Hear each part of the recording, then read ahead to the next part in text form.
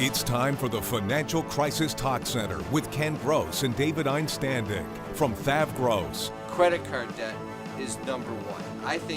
I view it as financial cancer. 40% of your gross income is going to just pay the debt service. You got no chance of getting out. I would give up my credit score to get rid of debt. Here's your host, Ken Gross. Hi, welcome back to the Talk Center.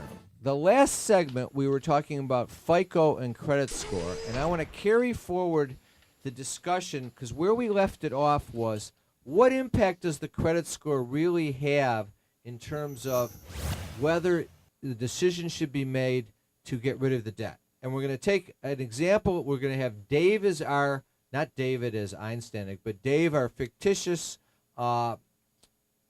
case study person. We're going to use him to develop the question.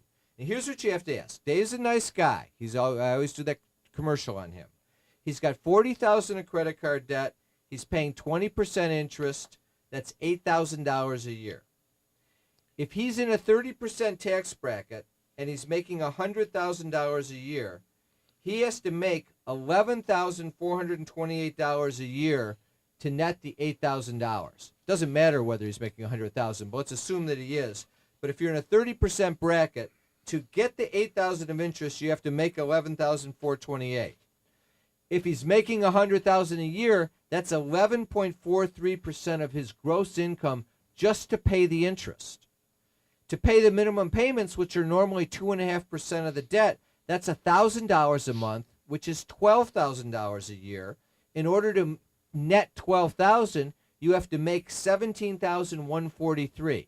So if you got $100,000 gross income for Dave, he's paying 17.14% of his gross income to service the credit card debt.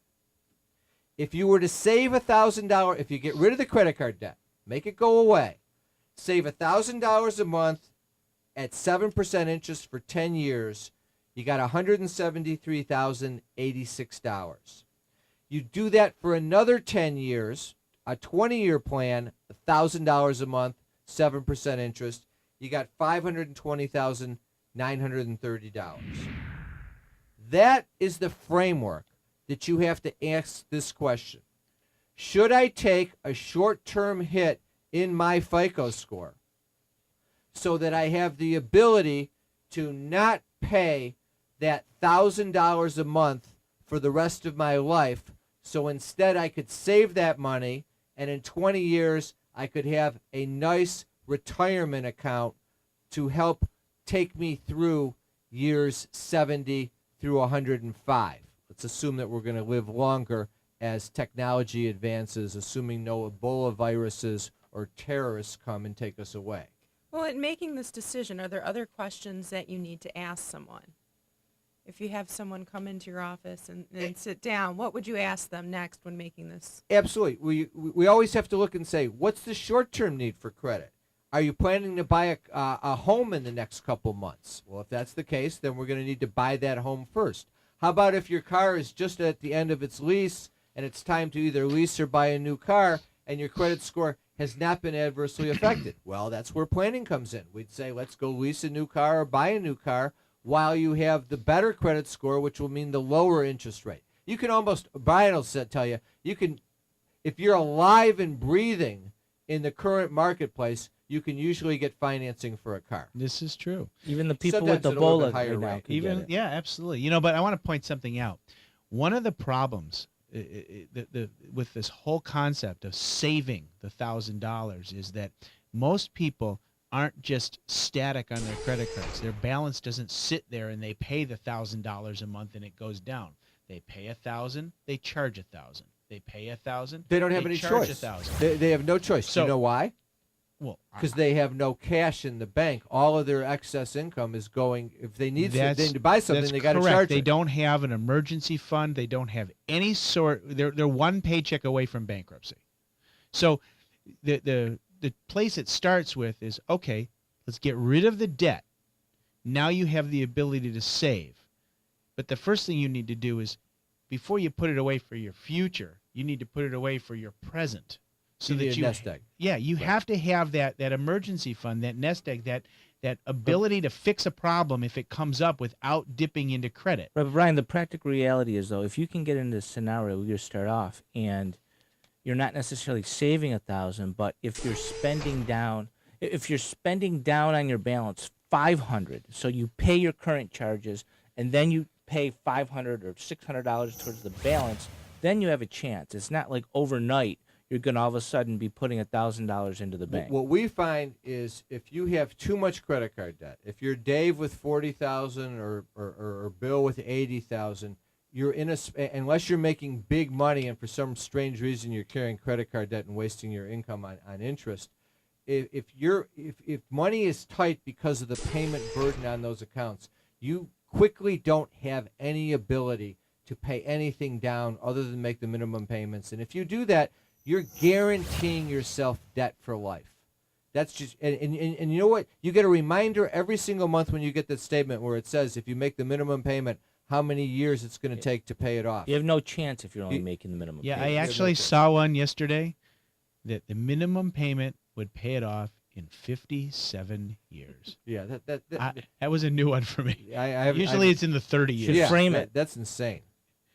And was the person 12 years old? No, well, unfortunately they weren't, and it was Because then they could have it paid off by retirement. and the interest rate was 29.9.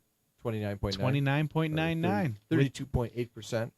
So here's the question, and then we'll move on to the case study. Is it wiser to take the short-term hit on your credit score in order to shed the debt and begin to save the money, or should you keep the debt and be proud of your 725 credit score for life? Is that a rhetorical question? Yes, but here's a couple questions like, in My Cousin Vinny, when he's asking the questions and he's cross-examining and he's facetious in his questions, I was just thinking, will it appear in your obituary, your credit score? I don't think so. Can you cash in your FICO score for money when you have none in retirement? Can you at least borrow against it? Would you like me to explain? Yeah. The That's whole Vinny. point is the FICO score is a fiction that financial marketing has ingrained in us as having greater importance than it does. If you need to buy a house in the near term, your FICO score has the greatest level of significance. Buying a car, it has less significance. Well, remember, if you could put $1,000 away a month, and you could always do this pay for really cash for novel it. thing. You could pay cash for a car, and you don't have to drive a $40,000 or $50,000 car. You could drive a $5,000 to $10,000 car, and it will get you from point A to point B. And when you turn 70, you would have $1 million in your retirement account in the bank to draw down because you haven't wasted your life away by paying. Ken, would the you say the interest. older you get, the less importance the FICO score typically has? Absolutely, because you've already in your house, and you you you've hit a already key word, by refinanced, the way. You have your low interest rate. The key word was waste. That is a key word. We're going to come back and we're going to take Dave and expand on him. Carrying too much debt? Resolve your debt. Call Thav Gross. You don't need to be broke, and you don't need to hit rock bottom. If you have income and you're struggling with debt, dump it. Think about the next 10 or 20 years. If you do what the banks tell you, you'll have nothing to retire with.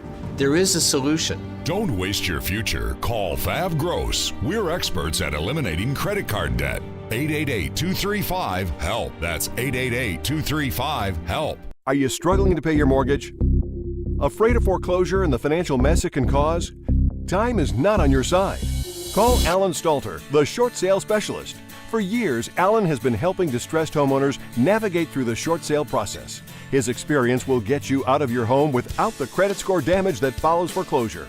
If you want a fresh start, you need to call Alan Stalter, the short sale specialist, 248-854-3829 or MetroDetroitShortSale.com. Tax problems are major problems. Don't let the IRS levy your wages and seize your assets. There is a solution. We're Thav Gross. Our firm will solve your problem. If you're behind on your taxes and owe money to the IRS, call Thav Gross. We've been solving tax problems for 32 years. We stop wage levies, resolve unfiled returns, and obtain the best possible settlements. Call Thav Gross today, 888-235-HELP. Going from hourly to salary seemed like a good career move, but now you're working 60 hours a week instead of 40, and you aren't getting paid any of that extra time. You're stuck, right? Wrong. You can be on salary and still be entitled to overtime. If you've been wrongly denied such pay, you may be entitled to that and more. Gold Star Law is here to help you through your employment law problem, whatever it is. Gold Star Law, protecting employees' rights. Call 1-800-WAGES-10 for a free consultation today. If you're retired and in a financial crisis, there is a way out. It pains me when I see a retired couple exhaust their savings by paying credit card bills and for a home hopelessly underwater. Thav Gross specializes in helping retired people in financial crisis. You just can't keep paying until you're broke. You need to address the problem now. 888-235-HELP. That's 888-235-HELP. We're Thav Gross. Our firm will solve your problem. I want to take our discussion of the FICO score and the credit score and the fact of its significance and now transition ourselves to a new word for the segment of eliminate. And we're going to stay with the facts that we know from Dave, and we'll expand on them a little bit, and we'll figure out what should Dave's play be to eliminate debt. All right, Dave's married and he has 2 kids. Already told you he's making $100,000 a year. He's got $40,000 of credit card debt. What I didn't tell you is he also has $100,000 in tax debt. They're payroll taxes that he owes because he had a failed restaurant business. That's a tough business. 3.5 years ago. Restaurant is one of the toughest. Absolutely. He has a house, but there's no equity in it. The fair market value of the house is $250,000. He owes $260,000. So it's come up in value. It's no longer $100,000 underwater, but it's still underwater. He has Zippo when it comes to cash in bank and retirement accounts. So he basically has no assets, but he's making $100,000 a year, and he's got $40,000 of credit card debt, $100,000 of tax debt. How do we approach and solve Dave's problem? You got to take a look at this from the standpoint of financial crisis management. The first rule is our goal is to preserve his future income for him and his family. So that means we want the $100,000 going to the future, not paying for the $40,000 in credit card debt and not paying that tax debt to the extent that we can possibly do that. We want to minimize the debt to maximize savings in the future. That dictates one rule. That is, we have to find the least costly and fastest way for Dave to get out of the debt. There's lots of different strategies. The range of them fall into, I can identify 4. Possibly a Chapter 7 bankruptcy. Possibly a Chapter 13 bankruptcy. Possibly debt resolution, as well as resolving his tax problem using Jenny's strategies, offering compromise or installment payments, whatever is available there. I just want to make a quick point. Jenny, is it really that unrealistic that somebody could have $100,000 in payroll taxes? How does that come about to such a large number? Well, basically, it's a pretty typical situation that I see, and what's happening is people are running their businesses, and each month they're not able to make their federal tax deposits, and it takes a while before the IRS catches up with them. When the IRS finally steps in, it's pretty simple to be that far behind when you think about how many employees it takes to run a business. And particularly a restaurant. Correct. Right. Yeah. So it's a very, very typical situation. So you can see that number. Now, here's an important point with regard to figuring out which is the best strategies. This is what we're going to do with Brian and Jenny, David, and myself is we're going to analyze which of these 4 strategies is the best one. It's important that you realize that you need the analysis of all of the options in order to find out which is the one that's right for Dave. Or more than one. You go to the bankruptcy guy, he's going to give you a 7 and a 13 analysis, and he's going to want to put you in a 7 or a 13 because that's all he does. You go to a tax person who does tax problems, he's not going to think about whether bankruptcy's better. He's only going to think about tax. You go to a debt settlement company, he's not going to say you could do better in bankruptcy. He's going to put you in the debt settlement. And the way they're going to need to make the whole analysis before you know the fastest one, the one that's quickest and least expensive. And when you go to the individual who only does one thing, they're going to find a way to convince you that one thing is an option that you should take. Yeah, absolutely. And in true. this case, when we just look at this situation, you could see that there is a benefit to a Chapter 7 bankruptcy, by example. But it doesn't solve the Yeah, problem. you can get rid of the tax. It would get rid of the credit card debt. Okay. If Dave qualified, which he doesn't because he makes too much money. Well, let's go through the analysis a little bit more carefully on that. Let's do Chapter 7 together. I'll walk through it, and then you correct me if I'm right or I'm wrong as I go. First of all, in a normal Chapter 7, at $100,000 of income, his income's probably on the high side to even be eligible for a Chapter 7 because of the means test. That's correct. However, it is possible that he could pass the means test, and a Chapter 7 would be an available option, and the $40,000 worth of credit card debt would go away. Right. Now, there is an exception to that rule, is if you have more non-consumer debt than consumer debt, your income, the amount of your income doesn't matter, but in this case, that doesn't apply. Tax debt is non-consumer debt, and he's got $100,000 of that.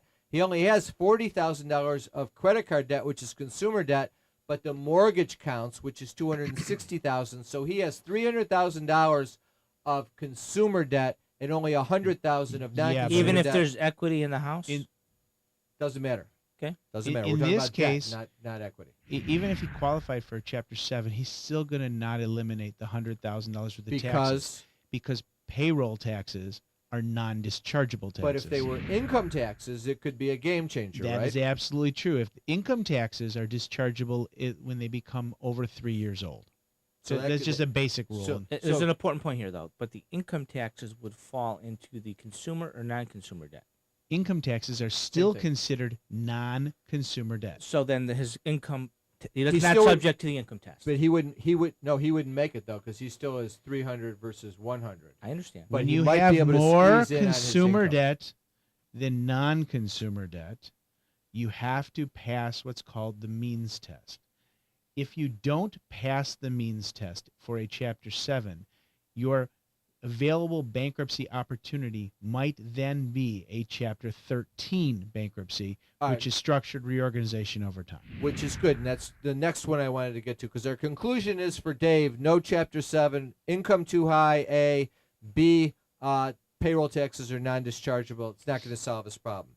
Chapter 13, you already told us what it is, Brian. In this case, his taxes are non-dischargeable, but he could get the benefit of 5 years to pay them off in the Chapter 13. That's right. Correct? It's 5 years at no interest. At no interest. So we have to look in Chapter 13 to see, will Chapter 13 be a better outcome for Dave than perhaps tax settlement resolution with Jenny and debt resolution on the credit card? I don't want to make this overly complicated, but the analysis comes down to the age of the taxes. If the taxes that are due are less than 3 years old, Dave has the ability to repay them in full if he can afford it in a Chapter 13, to the detriment of all other unsecured creditors. Which would mean, in simple scenario, we'd pay the taxes off, the credit cards would get zero, and that might be a good thing. But let's assume in this case the taxes are less than 3 years old. Then they're going to share. If they're over 3 years old, they share pro rata in the distribution. If they're less than 3 years old, they get paid in full. All right. In that case, for Dave, it's going to wipe out his ability to make Chapter 13 work, and we're going to tell you why in a second. Carrying too much debt? Resolve your debt. Call Thav Gross. You don't need to be broke, and you don't need to hit rock bottom. If you have income and you're struggling with debt, dump it. Think about the next 10 or 20 years. If you do what the banks tell you, you'll have nothing to retire with. There is a solution. Don't waste your future. Call Thav Gross. We're experts at eliminating credit card debt. 888-235-HELP. That's 888-235-HELP. You like your job. What you don't like is the way your boss has been treating you. He's making comments about how you look instead of your work, and he's been touching you inappropriately. If you complain, is he allowed to fire you? Absolutely not. Unwelcome sexual comments, advances, and contact are illegal in the workplace. Make him pay. Gold Star Law is here to help you through your employment law problem, whatever it is. Gold Star Law, protecting employees' rights. Call 1-800-WAGES-10 for a free consultation today. Is the debt piling up? Struggling to get by?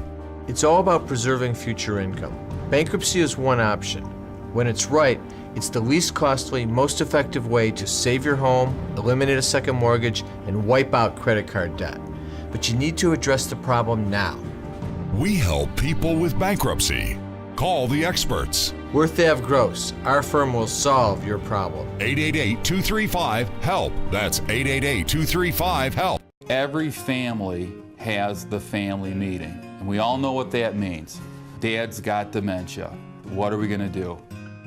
What's the care plan that the family has in place? Usually they don't, or they struggle with a care plan. When you go home tonight and you talk to your tax person and you talk to your financial person, say, what's the plan that you have in place? And as soon as they don't give you an answer, give me a call, because I can do it for you. Now we're going to come back to Dave in a second. A couple quick announcements. If you're having trouble with your house facing foreclosure, we have a free report called How to Save Your Home with Regulation X, The Hidden Secrets. If you want to get a copy of that, go to regxhomesaver.com. You pop in your name and email address, and we email the report to you completely free. It's got good information on what steps you need to take in order to save your home. And it's right there for you. I want to thank our sponsors, Gold Star Law, Samasco Law, Elite REO Services, Alan Stalter, Trips Auto Shop and Collision Shop in Jackson, U.S. Staffing in Jackson and Lansing. We have a seminar coming up September 10th. Get serious about debt elimination. Covers all of these issues from a perspective of how to preserve future income for you and your family. Welcome to attend. Our seminars are very well attended. People enjoy them. They run typically every 6 weeks or so. This is our first one back from the summer. 7 to 8:30 p.m. Wednesday, September 10th. Of course, it's free. You want to sign up, go to thavgross.com or financialcrisistalkcenter.com. All right, let's go back to Dave now, and I want to kind of wrap up on the Chapter 13. We don't have time to go through the analysis, so I'm going to give you the conclusion. Dave's income, after taking into account not paying his unsecured debt, which would be his credit card debt and his tax debt, would leave him with what we call a DMI payment of $1,750 a month. If that was the case over 5 years, he would end up paying off $68,000 of the tax debt, and he would pay off on the credit card debt roughly 70% of the credit card debt. He'd have, it would be $28,000 would be left, but that would be then wiped out to zero. So his credit card debt at the end would be zero, and he'd still have around $32,000 of tax debt left to be paid at the end of the 5 years. And just so that we know, We don't that was like an that assumption outcome. based on the fact that some of his tax debt was less than 3 years old and some of it was more than 3 years old. Because if it's less than 3 years old, it has to be paid in full in a Chapter 13. Yeah, I and said if it it's was more, I said it was all over 3 years old.